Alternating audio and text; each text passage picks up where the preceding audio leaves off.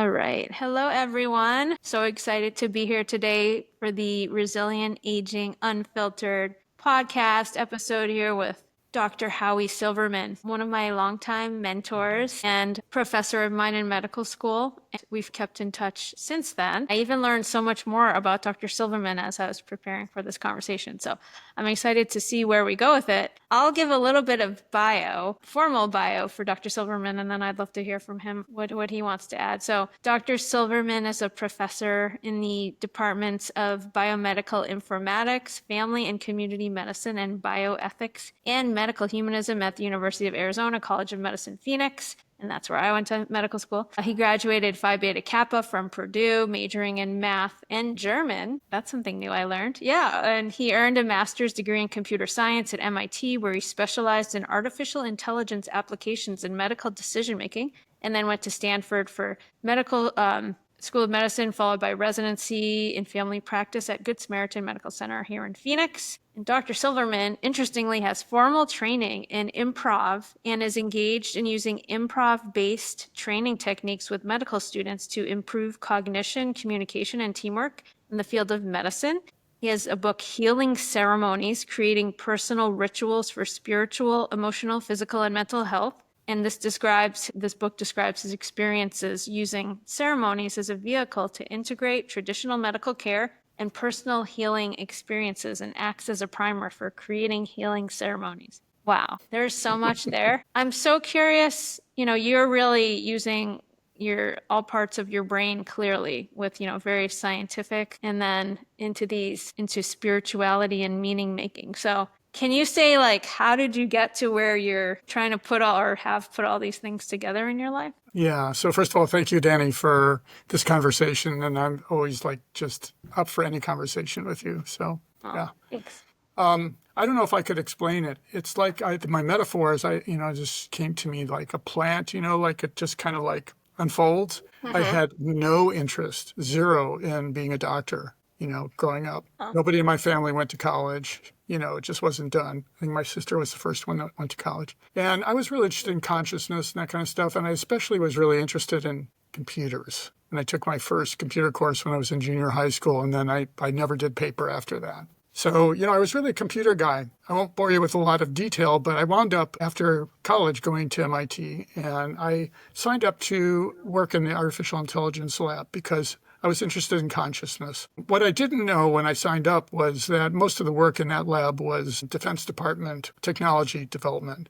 Even though we thought we were doing robotics and it was cool and natural language recognition, but there was one guy who was a little bit on the kind of, what I would say, not in the center of the ring, but really bright professor. And he had an HEW grant to look at medical decision-making and worked with top-level people in Boston at the Tufts University Medical School. So I got kind of interested, and I had to do rounds with cardiology team. I did my thesis on AI and digoxin. Now, this was 50 years ago. There was no internet, right? Not like AI is today. The only things that are similar, by the way, parenthetically, is the social implications of AI we're worried about then and are still being worried about now. But beyond that, the technology clearly was very different. So I was following around doctors all day, like cardiology teams. And I thought that doctors were about the strangest people I ever met. I mean, the whole culture was really bizarre to me. I often thought like Jane Goodall and the Apes, They would do things that made no sense to me and stuff like that. One time I was shunned by the entire team for like a week. I couldn't figure out what was going on, so I had a conference in the corner with a medical student and went for the lowest status guy who might talk to me. And he said, well, about a week ago you sat in the junior resident's chair during rounds. That's not allowed here. So, mistake. Yeah, it was a fatal mistake. I mean, who knew, right? Yeah. But anyway, so I won't bore you with the transition, but as I saw these people doing stuff, it was a call to me, to sort of think, could I maybe do this? So as a self-dare, I applied to medical school, with the promise to myself that I would leave if I got weird like those guys. And I actually did get weird once, but it turned out I was just going into caffeine withdrawal from popping coffee cold turkey, but unfortunately I stayed.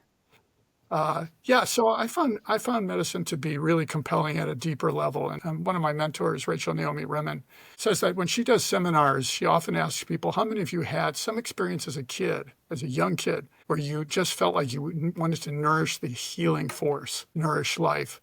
And I definitely had that experience. I remember my friends jumping up and down on anthills, and I would tell them, you can't do that. That's not right. So I think it was always baked in. It just took quite a while and a lot of rambling around to, kind of unpack it and kind of like instantiate it in a way that worked for me, but also was useful in the real world. And because of that, got also very, very interested in education and teaching, all that kind of stuff. Loved working with medical students, as you know, medical students and residents. In the meantime, I had a lot of exposure to other types of things, worked a lot with medicine men. A lot of my friends said, Howard, why don't you settle down and just get a job? And for me, from the outside, it looks like I was jumping around doing all sorts of crazy stuff. For me, from the inside, it was a direct line. I just wanted to go into areas that were cool, that were relatively unexplored, and in which there was a real propensity to have to figure out how do you teach this stuff. So whether it was integrative medicine or geriatrics or improv or whatever it was, that was the threat, right? Was to be as good a clinician as I could possibly be and look for opportunities to forage into new dimensions that would be useful, not crazy, right? Long introduction. No, that was great. I'm curious, when you were watching your friends jump on anthills and had that feeling, like, do you think that was just like innate for you, or was it something like in your family and upbringing and traditions and, religion that Yeah, I think it informed was that? innate. I mean, my family, were kind, caring people, fortunately for me. They didn't understand why I was going into medicine particularly, because that wasn't part of the culture of the family to go to college, much less graduate school and then medical school. So it was just in there. I count myself as fortunate that I was somehow able to nurture that inner calling, or somehow it nurtured me in a way that turned out to be productive. Were they, even though they didn't maybe get you, your family, were they supportive? Supportive, although when I got into medical school, I called my parents. I was obviously really excited. My mom was really excited. And my dad's quote unquote said, why don't you go out and find an honest job? Because he didn't want me to be a perpetual student. Okay. I mean, he was, he wasn't being cynical or whatever, but, Yeah. he was a working guy. He was like, why are I you going see. to school all this time? I don't know. But anyway, they were supportive for sure. Okay. And then when you were talking about you were going, your friend said, like, why don't you just stick with one job and stop like bouncing around? So was that was after med school and residency, or that was Yeah.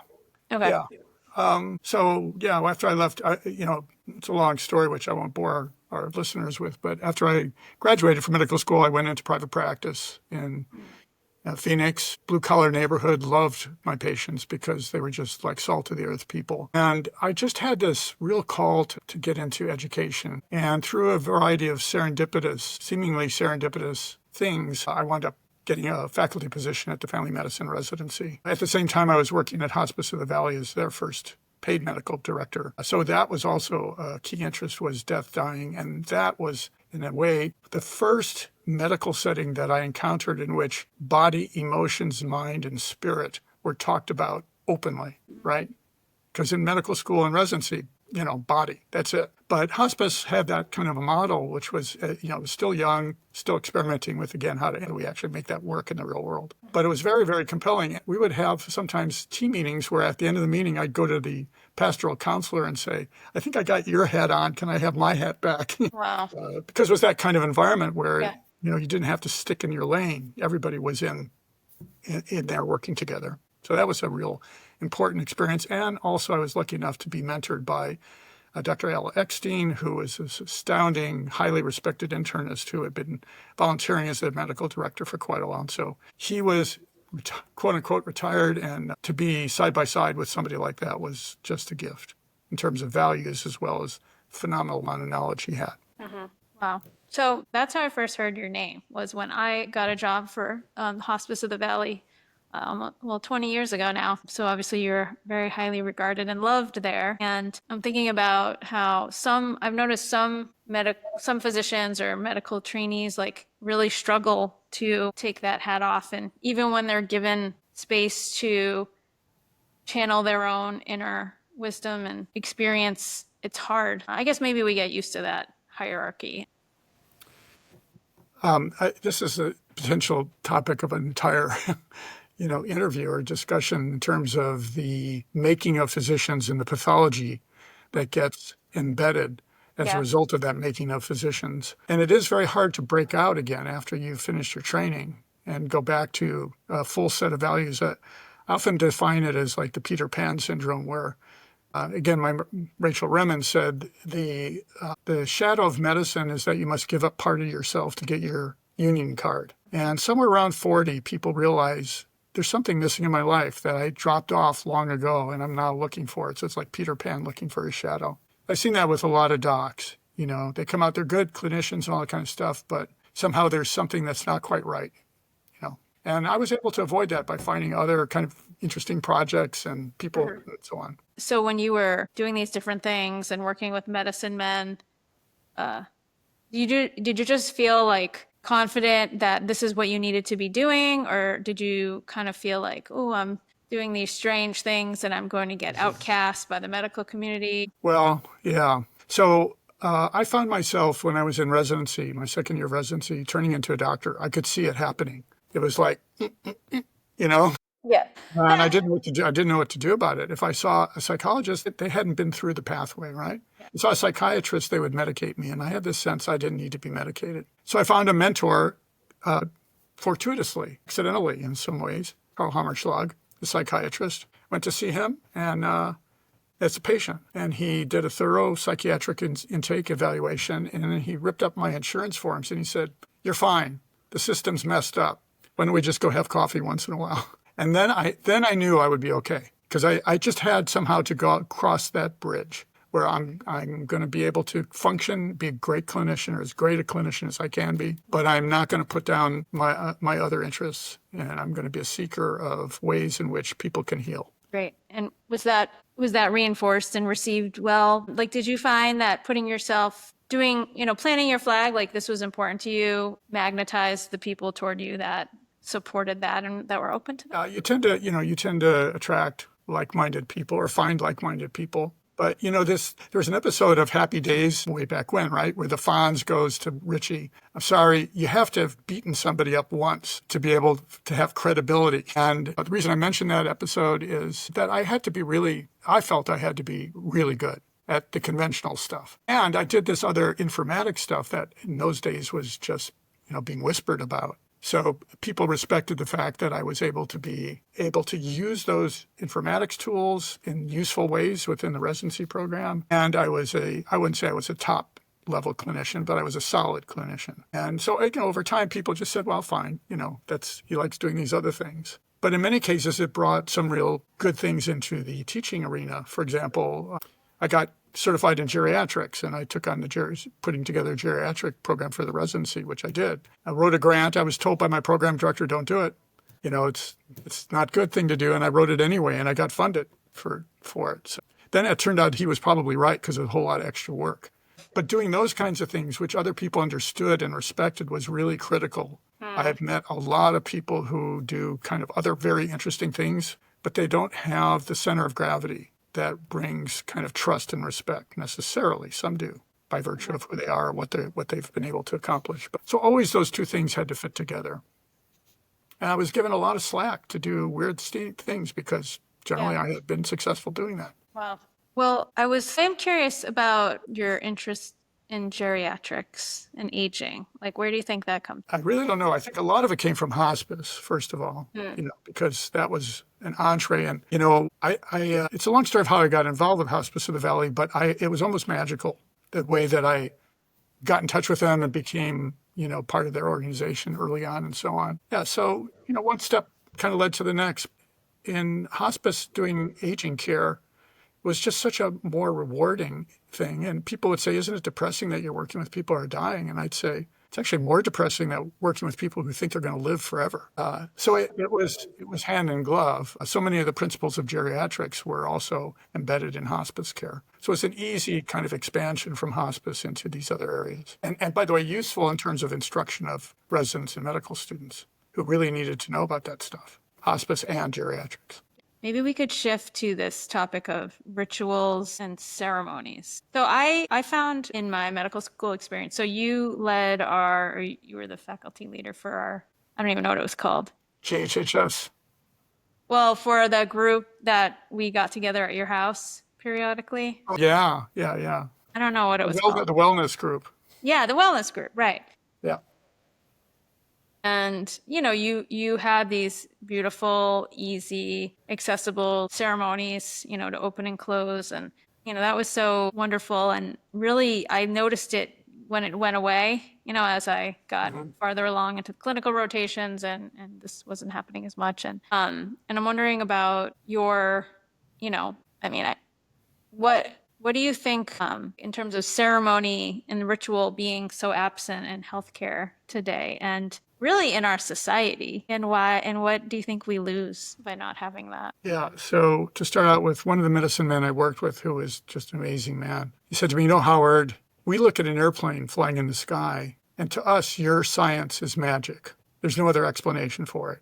But you must realize that our science looks to you like magic, but it's science, meaning you can count on it, it's replicable, all that kind of stuff. Yeah. So I really learned from those, not just, I didn't want to do their ceremonies. Their ceremonies are culturally theirs, but the notion of bringing people together in some way that was meaningful was, how do we do that? How can we experiment that and bring it into a context that non-native people feel comfortable with? Yeah, so that was a big part of trying to do all that stuff. And, we experimented and kind of figured out what worked and what didn't work. And would you bring that into your clinical work with patients? Yeah, so I believe strongly that ceremony and ritual is ubiquitous in medicine, but it is sadly unconscious, right? So if you go in the OR, and I used to go in, I scrubbed in a lot of surgeries, and the surgeons would become apoplectic if they didn't have their specific instruments that have the little tape that's a certain color, right? And you think,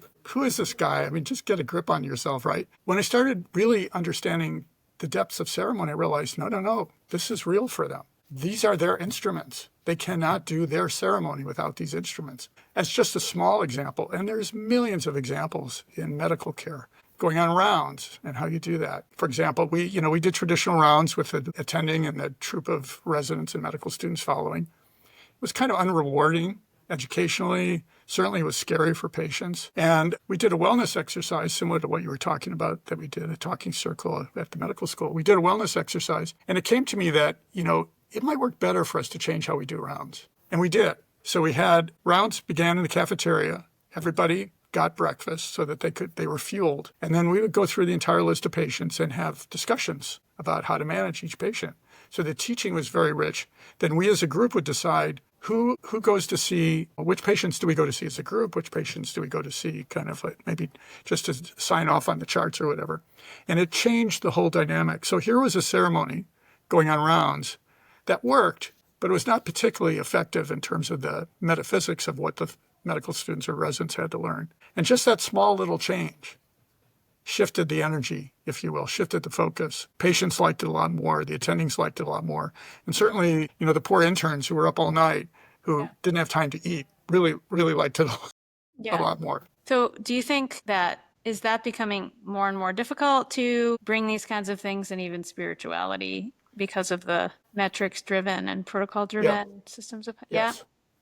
Yeah, there's no doubt. I actually, I feel, I wouldn't say it's guilt. It's almost like survivor guilt that my practice life, when I retired, that stuff was just taking off, right?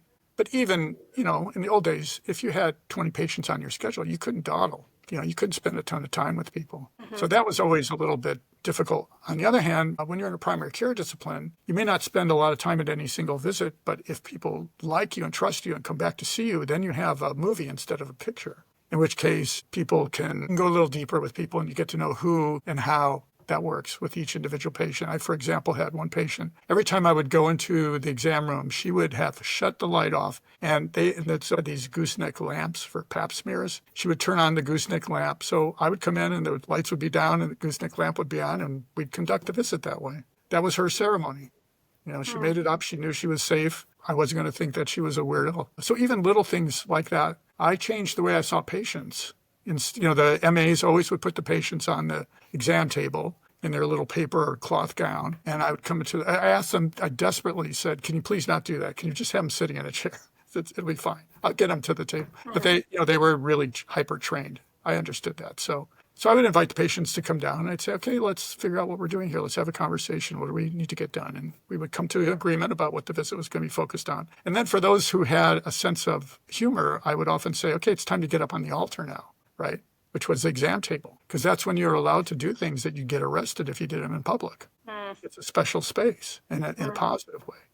And even just those little shifts of consciousness was enough to be rejuvenating for both patient and clinician.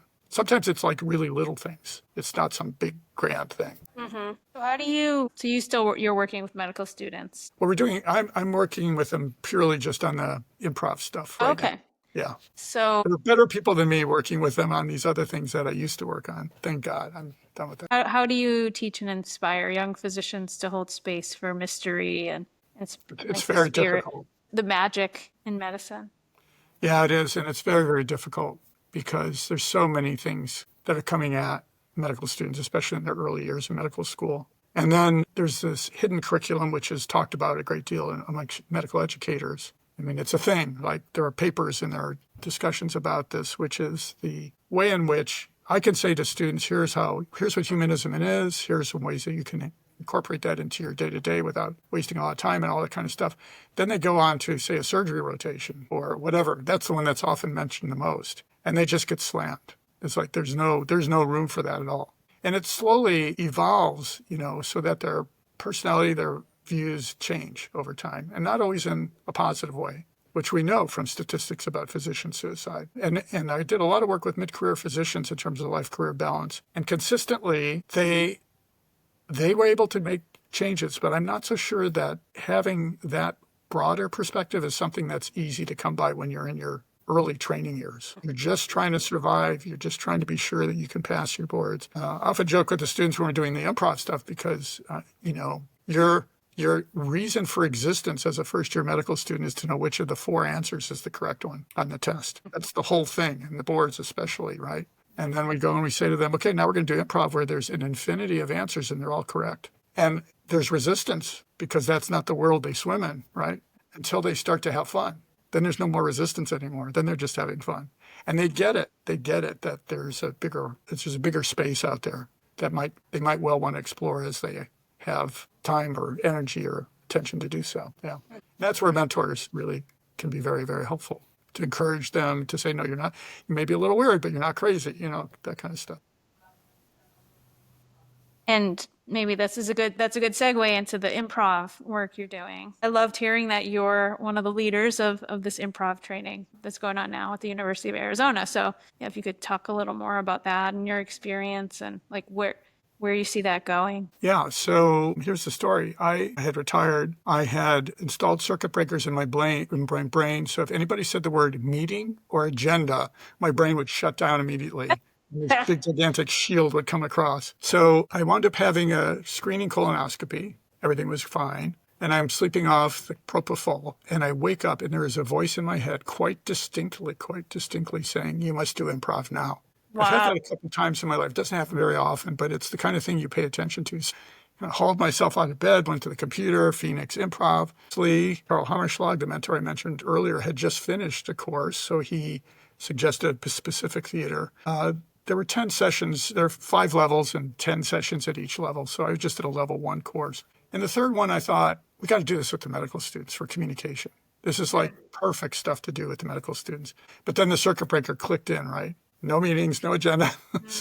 But it turned out that there was a gaggle of people at the College of Medicine faculty who had each independently been exploring this area. So I got a call from one of the faculty, and they said, we heard you have this improv thing going on. So I'll go to the meeting. If I just don't agenda, that kind of stuff. But so I went to the meeting, and it was a great discussion, a lot of energy. It ended at 1 minute before the ending point, no decisions, nothing had been finalized. So I raised my hand and said, so should we actually do something? I mean, this has been great. And so that led to a series of discussions looking at how might we do this. And because I had been already invested in the local improv world, I knew some really great improv instructors. So that led to, a variety of experiences over many years pre-pandemic. Actually, I think we started with a summer PAL activity.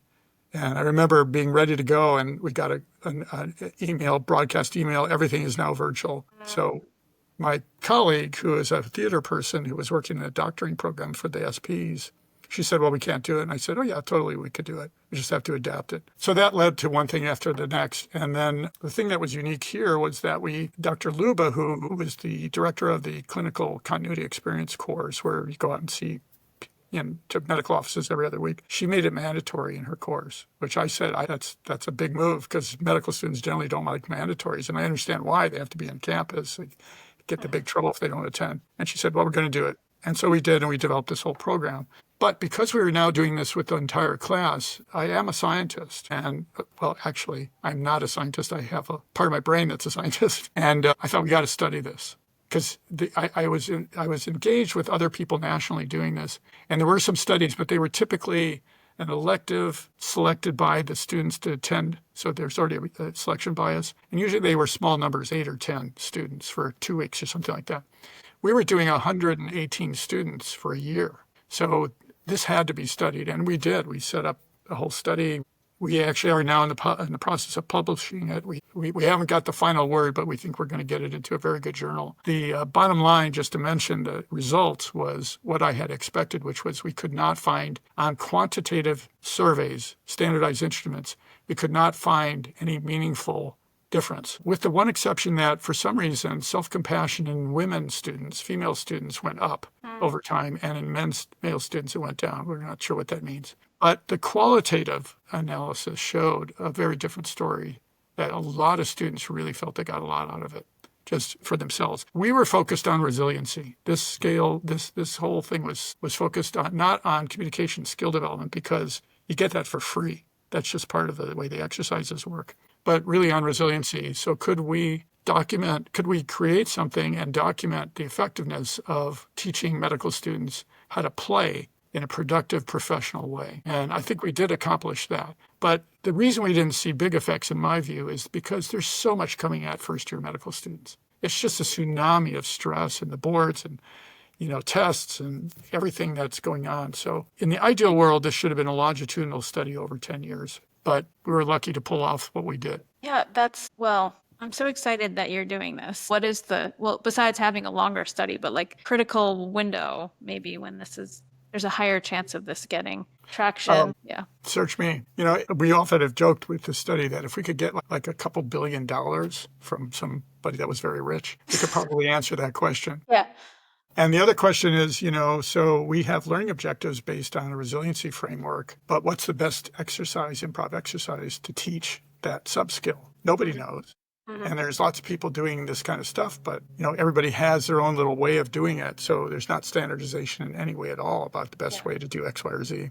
That could come. I mean, there's a broadening coherence to people that are doing this type of improv-based training in health science contexts. Most of them are medical schools, but nursing, pharmacy, ET, OT, everybody's in. And we'll see more. The rate at which the literature is accelerating in that particular area is increasing. So I think it'll be at some point, maybe hopefully in the not too distant future, much like narrative medicine, where narrative medicine was this thing that those weird people did, like in the parking lot. And now it's like every conference, it's just a thing. There's no question about its efficacy. So this is the program of creation, right? This is getting in when it's murky and difficult and weird and people think you're crazy. And, you just have to kind of paddle that boat, stay in the river. Yeah. I have all sorts of thoughts. One thing I was thinking about was, and earlier too, like the mid-career clinician or even anyone in midlife or at, 40, give or take a few years, like something's changing and maybe there's, this isn't, and I'm, know you do a lot with thinking about and studying wise aging and curious. So I was just thinking about that's probably one window that some people, will self-select for trying out these things and changing how they approach their patients and their lives, and that we don't, it's just starting to be talked about, like what's happening in that time of midlife. And I'm curious, one question I have is about, now I don't know exactly how old you are, but I'm curious if you found that, you had some kind of transformation happen, around 40 or so. And then is there like another one that happens like at 50 and then 60, and I wish this was more looked at as a potential, like an amazing time of transformation, and not just everything after like 35 is just all the same. Yeah, there's a lot to unpack. So as a basis in terms of talking about aging, and I'm 73 right now, FYI. Okay. And in terms of the aging thing, this wise aging thing was work that was started by a guy named Zalman Dr. Shalomi, since passed away. But he started thinking as he was a very amazing spiritual master in the Jewish tradition. I mean, it's a really, really the kind of person when you're in his presence, you felt something that can't be explained. Anyway, he said, rather than just keep going and drop in the saddle, I'm going to eddy out and I'm going to think about I have another chapter left, after 65, which many people fortunately do with healthcare and, all that kind of stuff. What should people in that age group be doing? I, at that time, was a 40-year-old geriatrician. So I had a meeting with him, which was extraordinary. And then he came to Phoenix to do a program. And I got a little time with him. And I had written a list of things I wanted to talk with him about. And I kept going into kind of a trance state. And I would pull myself out and I'd go back to the list. And I remember physically taking the list and doing this with it. And then we had this conversation. And it turned out sometimes you just have to either be lucky or aligned or whatever it is. He was desperately looking for a geriatrician who was interested in this area, who could be part of his, what he called the R&D, right? So, boy, I signed on as fast as I could. It was marriage made in heaven, all that kind of stuff. So I really started at 40. And I often, sometimes, like again, for my mentor, Hammerschlag, I said, well, I'm getting going now because I got to prepare for it. He would just laugh at me, But I think it was a really, really, it wasn't conscious, but it was a really wonderful thing that I was able to do that because not only did I start thinking about what is the second half of my life about, I watched the elders who were participating in these courses and stuff. I watched them thinking about what do I do at this last stage of my life? My parents, for example, and they got a lot out of it. So my wife and I, have been invested in facilitating wise aging groups. Mostly they're people 65 plus. Ours is a consistent group that's been getting together for a really long time and really looking seriously and having heart-to-heart conversations about issues related to aging, particularly shifting from a declinist paradigm where the only thing you have to look forward to is getting like dead or disabled to an opportunistic paradigm where there's a whole lot of cool stuff out there that you're going to be able to do now because you don't have to do all that work and whatever, there's an opportunity paradigm. I'd much rather go for the opportunity paradigm. The only thing that I found personally that I missed was not being around younger people, which I always was at the college. Now I'm like talking with all these old people all the time, which is fine. But, I really miss younger people. So, a friend of my wife's said to us, you should try this out for 40-year-olds. And the light bulb went on because I thought, yeah, that's exactly what I did when I was 40. So we did a very scientific focus group with my daughter, N equals 1. And we said, she's not the kind that I thought would be into this. She said, oh, I would so much love to do this. And I have like 15 friends. This is all we talk about is our bodies are not the same. Our parents are getting older. We're in that sandwich generation. They actually have now named their group the Club Sandwich. I love that. Because of that part of it in that phase. But imagine 40-year-olds being energized to look at aging as an opportunity, and to think about my current work life is fine, but there's going to be a point at which that's going to become something different. And I need to either be prepared for it or at least have resources to work with. Yeah. So it's been a lot of fun, and we've had a couple meetings of this younger group, and to our surprise and delight, they really want us to be able to facilitate at least the beginning of these course exercises, which we've been doing with them, and they've been incredibly responsive. It would be wonderful if everybody would do that because I think they would. This notion of declinist aging might be shifted a little bit if there was more discussion about this kind of stuff. I'm pretty convinced that while doing crossword puzzles and Sudoku is a good thing, that's not the whole enchilada. I'm taking on difficult challenges, complex challenges that are heart-based, spirit-based in large part. This is the time when you look back and you think, what can I do for my kids, or what can I do for my grandchildren? What kind of legacy am I going to leave behind? That's beautiful. You make it sound kind of easy, but I'm sure it's not. Well, there are, we often joke, even in our wise aging group, how many of you in the middle of the night wake up and think, oh my God, oh my God, oh my God. So it's not all, pink unicorns. Yeah. Do you And we've think? had that in our group to work with some difficult situations. We had an individual in our group who had Parkinson's, but he had not told anybody about it. We didn't know about it. Nobody knew about it. And he was a very high level judge and had to quit because he couldn't function in the courtroom, couldn't write. And he came to one of the meetings. He said, I have something I wrote. Could I read it? It's like, sure. And he wrote the most amazing, beautiful thing about his Parkinson's and how no one knows about this. And he outed himself in front of this loving elder group. And while he was reading it, he was having a huge tremor. I couldn't even believe he could still read it. And then when he got done reading it, the tremor was gone. And then 2 months later, he came back to the group when we met again. He said, I just have to tell you guys, I'm like the mayor of the Muhammad Ali Center at Barrows. I am getting physical therapy. I'm getting occupational therapy. I'm going to lectures. It was like all of a sudden he just turned around and embraced it. But he's had difficulties. And as he's aged, had to struggle with, can I be part of this group? And we basically all said, it's up to you. We'll support you 100% if you want to stay with us. And he has continued the group. It's been quite beautiful. That's powerful. How meaningful, life-changing to be able to speak to your pain with a Right. supportive ear or ears. So I'm wondering, do you think there are other 73-year-olds around that want to, mentor, so to speak, 40-year-olds in a similar way? I don't know. Okay. I imagine there got to be people. A lot of people do stuff like that. A lot of people are doing volunteer work where they're engaged in multi-age community and so on. So it's certainly something that. And I looked around a lot, as have some like my friends, my fellow explorers, to see what fits in terms of some organization or whatever. I'm not personally very interested in being stuck in a corner of an organization, doing something that is not terribly meaningful. Although, even those things have to be done. So that's an experiment. You try things, you see kind of what works, what doesn't, what brings you closer to the source, that kind of stuff. Yeah. Well, I would just say it's hard to find, like say for, I'm in my 40s and it's sort of like, I guess you just get lucky. If you're looking for something like that, and also like, of course life's so busy when you're 40 and you have Yeah. kids and all this stuff. So it's like the stars sort of have to align, at least at the beginning, I guess, until you form. Yeah. So, I mean, I just personally hope that there's more of these intergenerational experiences and things that are exciting. In traditional societies, that was always the way, right? I mean, the elders had a very specific job, which was to take care of, in body, emotion, mind, and spirit, to take care of the younger people, to bring them up, whether if they were kids or midlifers, to bring them up, to teach them the stuff. Yeah. And that's not really part, at least of the American experience by and large. Yeah. And Right. so on one hand, the elders have no one to mentor, and the people that desperately need to mentor have no elders from whom they can get mentoring, unless there's bridges built in some way or another.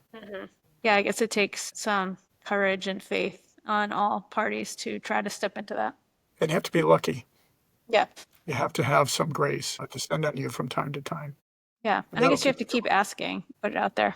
So you've walked alongside, so many people at really important times in their lives, and some if they were dying or their family members were dying.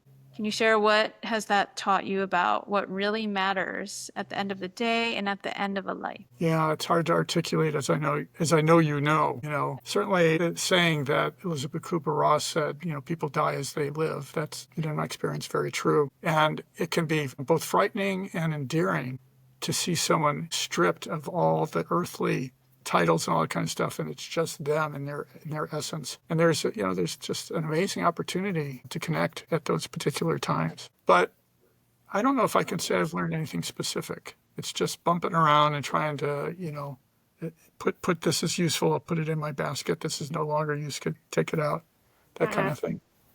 Yeah. Yeah. I wanted to say one other thing about curing and healing, and I actually pulled this out from something I wrote a long time ago. So I'm going to read this. It's short. Clinicians have by and large lost their connection to the sacred and mysterious nature of healing work. Doctors can fix many things on a physical level, which might be thought of as curing. Healing is something more. A healer, one, cures the physical problem while also mobilizing inner and outer resources. Number two, teaches the participants or the patient about their place in the universe. Number 3, imbues meaning into the experience of illness. And number 4, in doing so, recurrence is prevented and the healer will often experience their own well-being as enhanced, right? Wow. So that to me was like the core of what this whole piece is about, is to move. I mean, fixing is great. That has to go on, but it doesn't preclude looking at the bigger picture. The trick is to figure out the logistics of this, given the metrics and policies and procedures, that most physicians have to live under. Yeah. And it makes sense that as our society is getting less healthy, despite more usage of the healthcare system, and the healthcare providers are getting more burnt out and dehumanized, like no one's getting enriched by the way these interactions are happening, which seems to be because the healing magic isn't able to flourish. And I'm trying to be more positive and optimistic these days, but there certainly isn't an easy answer to how to change. Yeah, I don't think there ever has been an easy answer. We can say Yeah. it's just this or that of our time, but Yeah. there's always been things.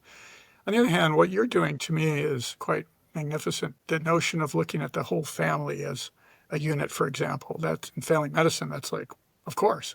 Mhm. But, usually it's like the left kidney, that's it. That's all I really care about. So that kind of setting in which there's more interaction, more substance, more real life interactions between the players is a really good thing. And it, in some sense, to me, represents a similar growth out of hospice, where it's a multi-level team with people with different skills that are working together, all for the same cause, and who have the wherewithal to be able to do that. That's the hard part, is how do you financially and legally and ethically and morally do all that stuff.